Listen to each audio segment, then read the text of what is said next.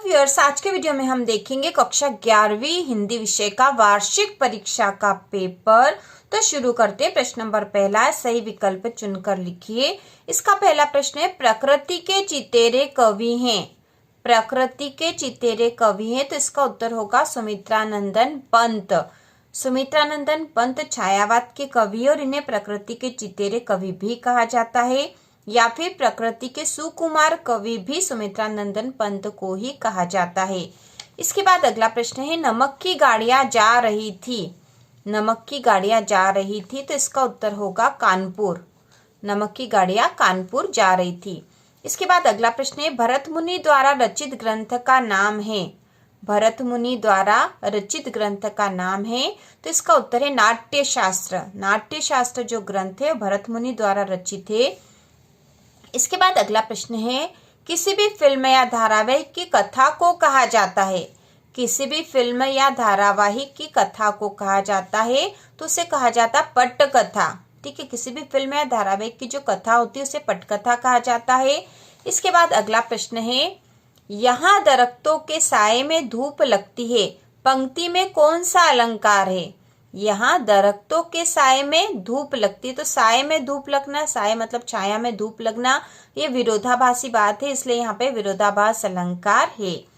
इसके बाद अगला प्रश्न है, किसी बात पर जोर देने के लिए जो शब्द प्रयोग में लाए जाते हैं उन्हें क्या कहा जाता है। किसी बात पर जोर देने के लिए जो शब्द प्रयोग में लाए जाते हैं उन्हें क्या कहा जाता है, तो इसका उत्तर है निपात। ऐसे शब्दों को निपात शब्द कहते हैं। प्रश्न नंबर दूसरा है, रिक्त स्थान में सही विकल्प चुनकर लिखिए। इसका पहला है, वे आंखें कविता में की मार्मिक व्यथा का चित्रण हुआ है। किसकी मार्मिक व्यथा का चित्रण हुआ है, वे आंखें कविता में, तो इसमें किसान की मार्मिक व्यथा का चित्रण हुआ है। वे आंखें कविता में किसान की मार्मिक व्यथा का चित्रण हुआ है, तो यहाँ पर आना है पहले वाले रिक्त स्थान में किसान। इसके बाद दूसरा है, स्पीति में बारिश एक है। स्पीति में बारिश एक, तो यह एक यात्रा वृत्तांत। तो यहाँ में ऑप्शन दे रखे हैं 3, यात्रा वृत्तांत, डायरी, संस्मरण, तो यहाँ आएगा यात्रा वृत्तांत। तीसरा रिक्त स्थान है, रिक्त स्थान में है, कलाओं के लिए स्वर्ण युग माना जाता है, मौर्य काल, गुप्त काल या वैदिक काल, तो यहाँ आएगा गुप्त काल। ठीक है, यहाँ हम लिखेंगे गुप्त काल, कलाओं के लिए स्वर्ण युग माना जाता है। अगला है, पटकथा को अंग्रेजी में कहते हैं। पटकथा को अंग्रेजी में क्या कहते हैं, तो यहाँ आएगा स्क्रीन प्ले। ठीक है, यहाँ हम लिखेंगे स्क्रीन प्ले। पटकथा को अंग्रेजी में स्क्रीन प्ले कहते हैं। इसके बाद है, वीर रस प्रधान कविताओं में गुण होता है। वीर रस प्रधान कविताओं में गुण होता, तो उसमें होता ओज गुण। ठीक है, ओज गुण, वीर रस प्रधान कविताओं में ओज गुण होता है। इसके बाद अगला है पांचवा, मोक्ष की इच्छा रखने वाले को कहते हैं। मोक्ष की इच्छा रखने वाले को कहते हैं, तो उसको कहते हैं मुमुक्षु। ठीक है, मोक्ष की इच्छा रखने वाला मुमुक्षु कहलाता है। मुमुक्षु कहलाता है। इसके बाद अगला है, को हिंदी निबंध का स्वर्णकाल माना जाता है। तो हिंदी निबंध का स्वर्णकाल शुक्ल युग को माना जाता है। ठीक है, यहाँ आएगा शुक्ल युग को हिंदी निबंध का स्वर्णकाल माना जाता है। इसके बाद अगला प्रश्न है, सही जोड़ी बनाइए। तो यहाँ हम सही जोड़ी बना देते हैं। तो जो खंड अ है उसमें है, निर्मला पुतुल, रजनी, स्वर साम्राज्ञी, भारत की पहली मुख फिल्म, कुंडलिया छंद और आंखें मुंदना। खंड ब में है, कुमार गंधर्व, दोहा और रोला, ध्यान न देना, सरकारी व्यवस्था की संवेदन शून्यता, संथाली और राजा हरिश्चंद्र। तो जोड़ी बनेगी, जो पहला है निर्मला पुतुल, यह संथाली आएगा। दूसरा जो रजनी है, इसकी जोड़ी बनेगी सरकारी व्यवस्था की संवेदन शून्यता।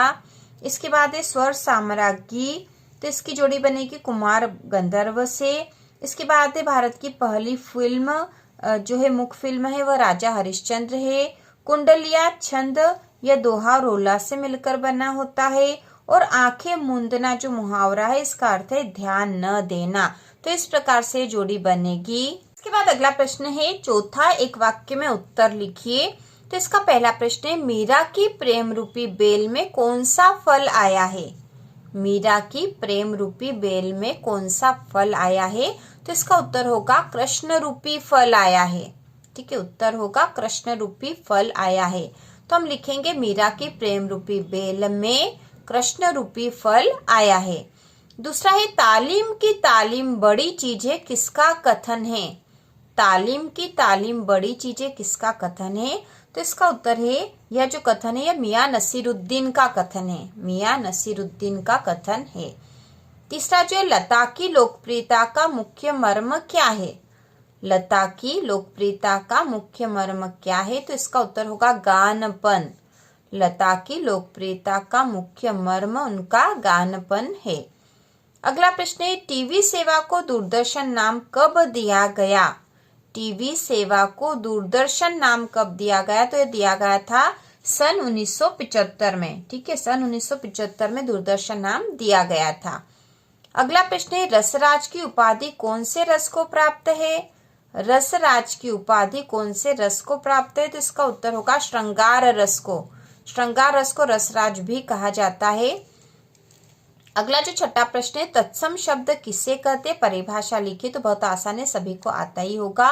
संस्कृत से सीधे हिंदी में प्रयुक्त होने वाले शब्द तत्सम शब्द कहलाते हैं, या फिर वे शब्द जो संस्कृत से सीधे बिना किसी परिवर्तन के ही हिंदी में प्रयोग होते हैं उन्हें तत्सम शब्द कहते हैं। तो संस्कृत से सीधे हिंदी में प्रयोग होते हैं ऐसे शब्दों को तत्सम शब्द कहते हैं। इसके बाद कबीर और मीरा भक्ति काल की किस धारा के कवि हैं? कबीर और मीरा भक्ति काल की किस धारा के कवि हैं? तो यह संत काव्य धारा, संत काव्य धारा के कवि हैं। ठीक है, संत काव्य धारा के कवि हैं। और इस तरह से देखा जाए तो कबीर जो है ज्ञान मार्गी शाखा के कवि हैं और मीरा है कृष्ण भक्ति शाखा की कवि। ठीक है, कबीर ज्ञान मार्गी शाखा के कवि हैं। ठीक है, यहाँ पर हम आगे भी लिख देंगे कबीर जो है, कबीर ज्ञान मार्गी है, ज्ञान मार्गी शाखा के प्रमुख कवि हैं। और मीरा जो है, मीरा यह कृष्ण भक्ति शाखा की कवि हैं, कृष्ण भक्ति शाखा की कवि। तो इस प्रकार से इसका उत्तर आएगा। इसके बाद अगला जो प्रश्न है वह सत्य असत्य लिखिए। ठीक है, अगला प्रश्न है सत्य असत्य लिखिए। इसमें पहला है सूर्य का स्वागत काव्य संग्रह दुष्यंत कुमार त्यागी का है। सूर्य का स्वागत काव्य संग्रह दुष्यंत कुमार त्यागी का है, तो यह कथन सत्य है। ठीक है, यह कथन सत्य है, यहाँ सत्य लिखेंगे। अगला है स्वयं के दैनिक जीवन प्रसंगों को नियमित रूप से लिखना आत्मकथा लेखन है, तो कथन असत्य है। ठीक है, असत्य हम लिखेंगे क्योंकि स्वयं के दैनिक प्रसंगों को नियमित रूप से जो लिखना है वो डायरी लेखन होगा। इसके बाद है गंभीरता शास्त्रीय संगीत का स्थायी भाव है, तो यह कथन भी सत्य है। अगला है संचार शब्द की उत्पत्ति 4 धातु से हुई है, तो यह कथन असत्य है।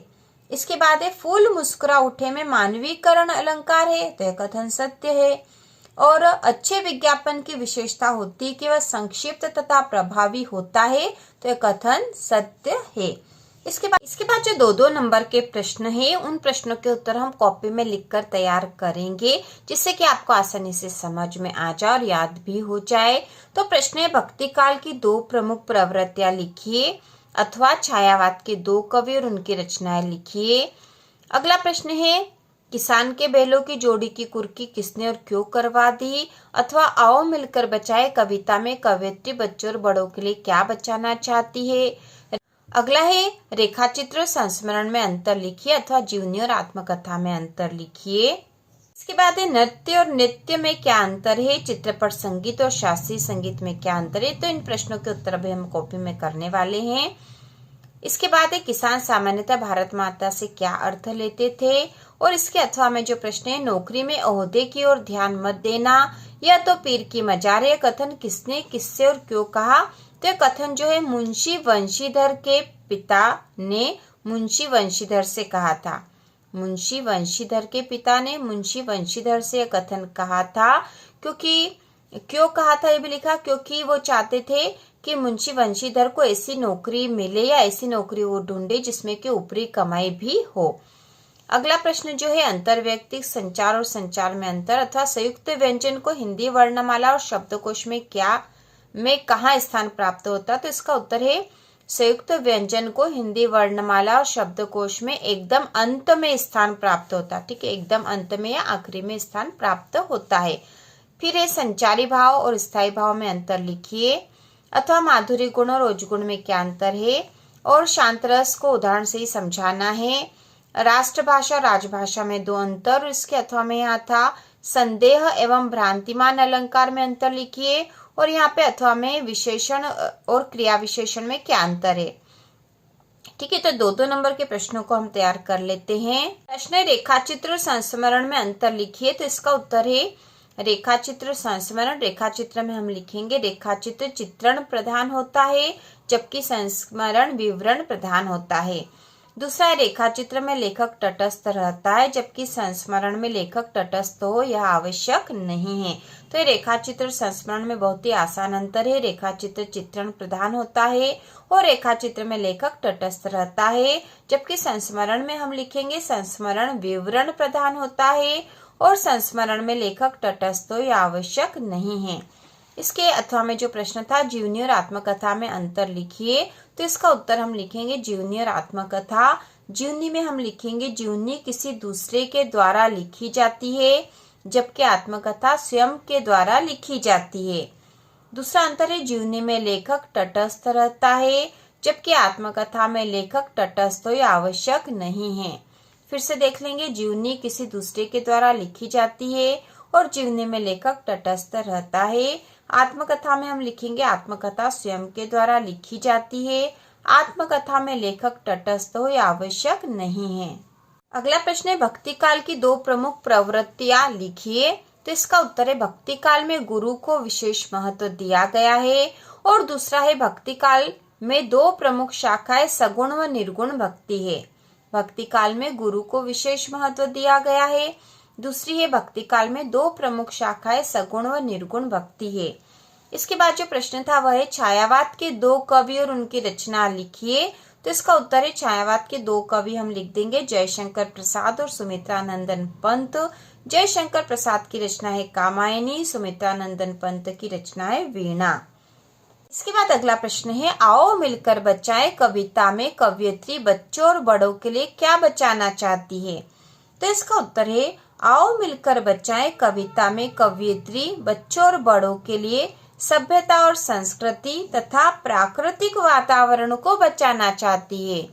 आओ मिलकर बचाएं कविता में कवयित्री बच्चों और बड़ों के लिए सभ्यता और संस्कृति तथा प्राकृतिक वातावरण को बचाना चाहती है। अगला प्रश्न है नृत्य और नृत्य में अंतर लिखिए।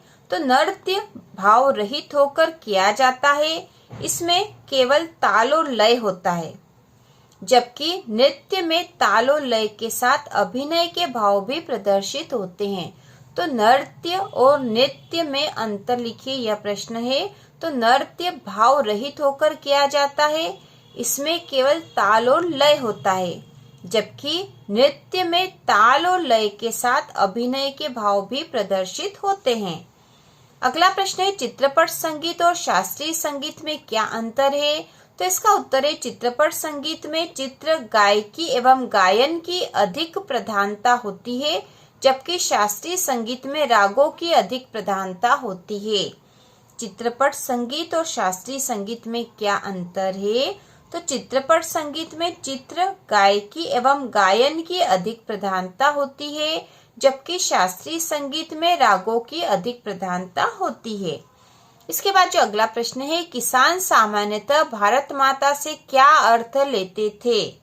किसान सामान्यतः भारत माता से क्या अर्थ लेते थे। तो इसका उत्तर है किसान सामान्यतः भारत माता से अर्थ अपने देश की धरती से लेते थे। किसान सामान्यतः भारत माता से अर्थ अपने देश की धरती से लेते थे। प्रश्न है शांत रस को उदाहरण द्वारा समझाइए। तो इसका उत्तर है सहृदय के हृदय में स्थित निर्वेद नामक स्थायी भाव का जब विभाव अनुभाव व संचारी भाव से संयोग होता है तब शांत रस होता है। सहृदय के हृदय में स्थित निर्वेद नामक स्थायी भाव का जब विभाव अनुभाव व संचारी भाव से संयोग होता है तब शांत रस होता है। उदाहरण है जब मैं था तब हरि नाही, अब हरी है मैं नाही, सब अंधियारा मिट गया, जब दीपक देखा माही। अगला प्रश्न है राष्ट्रभाषा और राजभाषा में दो अंतर लिखिए। राष्ट्रभाषा और राजभाषा में दो अंतर लिखिए। तो इसका उत्तर है राष्ट्रभाषा और राजभाषा। राष्ट्रभाषा में हम लिखेंगे राष्ट्रभाषा पूरे देश की संपर्क भाषा होती है, जबकि राजभाषा सरकारी कामकाज में प्रयोग होती है।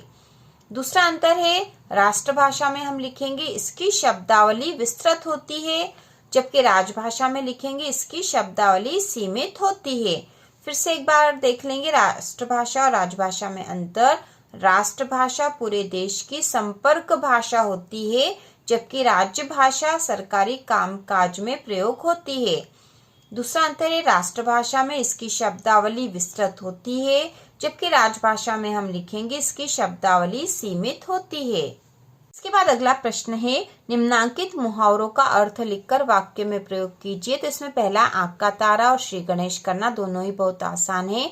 जैसे आंख का तारा का अर्थ होगा बहुत प्यारा, और वाक्य में प्रयोग कर देंगे कि रानू अपने माता पिता की आंखों का तारा है। उसी प्रकार श्री गणेश करना मतलब इसका अर्थ होगा प्रारंभ करना। वाक्य में प्रयोग हो जाएगा आज पवन ने अपनी दुकान का श्री गणेश किया है। इसके अथवा में जो प्रश्न है बहुत ही आसान है। निम्नांकित वाक्यों को निर्देशानुसार परिवर्तित कीजिए। तो निर्देश जो दे रखे उसके अनुसार परिवर्तित करना है। पहला वाक्य राधा पुस्तक पढ़ती है, इसको आज्ञावाचक बनाना। ठीक है, आज्ञावाचक। तो राधा पुस्तक पढ़ती है, इसका आज्ञावाचक हो जाएगा राधा पुस्तक पढ़ो। ठीक है, राधा पुस्तक पढ़ो। इसके बाद है राम कल आएगा, संदेहवाचक बनाना है, तो इसका हो जाएगा शायद राम कल आएगा। इसके बाद जो अगला प्रश्न है कबीर अथवा सुमित्रानंदन पंत का साहित्यिक परिचय निम्नलिखित बिंदुओं में दीजिए। तो साहित्यिक परिचय देना है कबीर अथवा सुमित्रानंदन पंत का, जिसमें देना है दो रचनाएं भाव पक्ष कला पक्ष और साहित्य में स्थान। इसके बाद है प्रेमचंद अथवा मन्नू भंडारी का परिचय निम्नलिखित बिंदुओं के आधार पर दीजिए, जिसमें दो रचनाएं भाषा शैली और साहित्य में स्थान लिखना है। अगला जो प्रश्न है निम्नलिखित वाक्य का भाव पल्लवन कीजिए। तो यहाँ भाव पल्लवन करना है और वाक्य दे रखा साहित्य समाज का दर्पण है। और इसके अथवा में जो प्रश्न और भी आसान है पढ़ाई के संबंध में पिता व पुत्र के मध्य संवाद लिखिए। तो यहाँ संवाद लिखना है। इसके बाद जो अगला प्रश्न है अपठित गद्यांश दे रखा है। गद्यांश को पढ़कर नीचे लिखे प्रश्नों के उत्तर लिखे। तो ये पूरा पढ़ लेते हैं और फिर प्रश्नों के उत्तर भी दे देते हैं। तो गद्यांश है दुनिया में संघर्ष और सहयोग दोनों तत्व पाए जाते हैं, लेकिन जहां मानवता आई वहां मनुष्य संघर्ष के तत्व को जैसे हो सके कम करने की कोशिश करता है और सहयोग व परस्पर उपकारिता को बढ़ाता जाता है। इसी में मानव की मानवता चरितार्थ होती है और दुनिया प्रगति करती है। तत्वज्ञ कहते हैं कि दुनिया में हिंसा और अहिंसा दोनों है। इसमें हिंसा का तत्व जैसे हो सके उत्तरोत्तर कम करते जाना, अहिंसा को बढ़ाते जाना, यही है उन्नत जीवन की साधना। ऐसे उन्नत जीवन को अध्यात्म जीवन कहते हैं, क्योंकि उसमें आत्मा शक्ति का परिचय और आनंद बढ़ता जाता है। प्रेम, सेवा, स्वार्थ, त्याग आदि सद्गुणों का विकास आत्म परिचय के बिना नहीं हो सकता। अब यहाँ प्रश्न दे रखे गद्यांश का उपयुक्त शीर्षक लिखिए। तो इस गद्यांश का शीर्षक हो जाएगा उन्नत जीवन। ठीक है, आध्यात्मिक जीवन किसे कहते हैं? अगला प्रश्न है आध्यात्मिक जीवन किसे कहते हैं? तो इसका उत्तर भी हम यहीं से ढूंढकर लिखेंगे। आध्यात्मिक जीवन किसे कहते हैं? तो यहाँ पर उत्तर ढूंढते हैं हम मानवता दुनिया, इसमें हिंसा का तत्व जैसे हो सके अध्यात्म जीवन कहते हैं। ठीक है, ऐसे उन्नत जीवन। ठीक है, यहाँ पे आएगा उन्नत जीवन को अध्यात्म जीवन कहते हैं। ठीक है, उन्नत जीवन को अध्यात्म जीवन कहते हैं। इसके बाद अगला प्रश्न है मानव की महानता कब चरितार्थ होती है? मानव की महानता कब चरितार्थ होती है? तो यहाँ पे इसी में मानव की महानता चरितार्थ होती है। तो यहाँ पे उत्तर यहाँ से आएगा सहयोग एवं परस्पर उपकारिता को बढ़ाता जाता है। इसमें भी यहाँ से आएगा, यहाँ से। ठीक है, मनुष्य संघर्ष के तत्व को जैसे हो सके कम करने की कोशिश करता है। ठीक है, मनुष्य संघर्ष के तत्व को जैसे हो सके कम करने की कोशिश करता है और सहयोग एवं परस्पर उपकारिता को बढ़ाता जाता है। इसी में मानव की मानवता चरितार्थ होती है। तो यहाँ से यहाँ तक उत्तर आएगा। तो अगला प्रश्न दे रखा उसमें पद्यांश के संदर्भ प्रसंग से भावार्थ लिखना है। तो यहाँ जो पद्यांश दे रखा हुआ है, पग घुंघरू बांधी मीरा नाची वाला, अथवा में है नाचने के लिए खुला आंगन, गाने के लिए गीत, हंसने के लिए थोड़ी सी खिलखिलाहट, रोने के लिए मुट्ठी भर एकांत, बच्चों के लिए मैदान, पशुओं के लिए हरी हरी घास, बूढ़ों के लिए पहाड़ों की शांति। तो इस गद्यांश का संदर्भ प्रसंग सहित भावार्थ करना है।